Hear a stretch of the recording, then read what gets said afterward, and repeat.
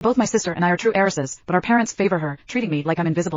My sister is eager to climb the social ladder, but she thinks the billionaire is too old for her. So, during a party, after drinking too much, she sneaks into the billionaire's son's bed and comes home with suggestive marks. Mom couldn't stop smiling, thinking our family would soon have a daughter-in-law.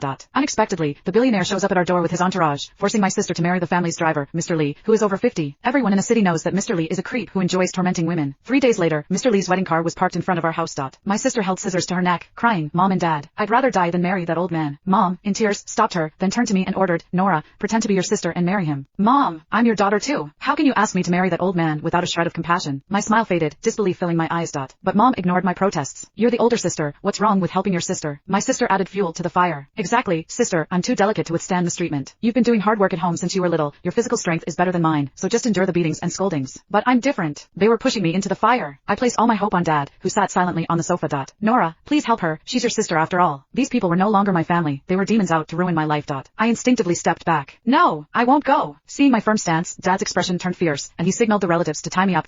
They forcibly dressed me in a wedding gown. "If you don't drink the toast willingly, you'll have to drink the penalty. It's your blessing to take the fall for your sister." As I was pushed into the car, an overwhelming sadness engulfed me. We were both born to the same parents, yet our fates were so different. Since childhood, I was the neglected and despised one. Mom and Dad cherished my sister like she was their treasure, afraid she'd fall or melt away. But they didn't care about me. I had only 2 sets of clothes year-round, and I could only eat after my sister finished. Whenever my sister and I argued, my parents never asked who was right or wrong, they just slapped me twice. I thought they were just a bit biased, but I never expected them to be so heartless as to marry me off to a perverted old man. The car swayed as it headed to the mansion, and my heart was equally unsettled. My sister's plan to make an irreversible mistake was definitely flawed, or else the billionaire wouldn't force her to marry an ugly, filthy driver. That driver, Asher, was said to have been with the billionaire for a long time, having a deep bond with him.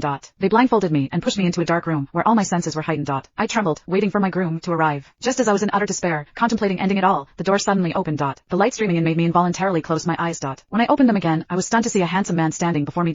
Wasn't Asher supposed to be a man in his 50s? How is he so good looking? I heard that the billionaire once ordered him to acquire a real estate company, but the owner changed his mind at the last minute and demanded more money. He simply had the owner's son kidnapped and sent a video back. The owner was so scared he cried while signing the papers. Since then, both political and business circles knew him as someone ruthless. Looking at the man in front of me, though handsome, but rumored to be a complete lunatic, I felt a chill.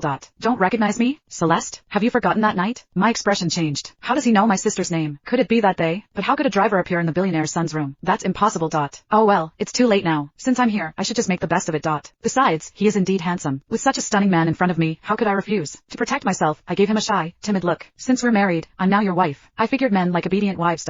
Unexpectedly, Asher's expression remained unchanged, only raising an eyebrow slightly. "You don't have to force yourself. I know my reputation isn't great. I won't go against your wishes. Tonight you can sleep in the bed. I'll sleep outside." Seeing him really about to leave, I panicked.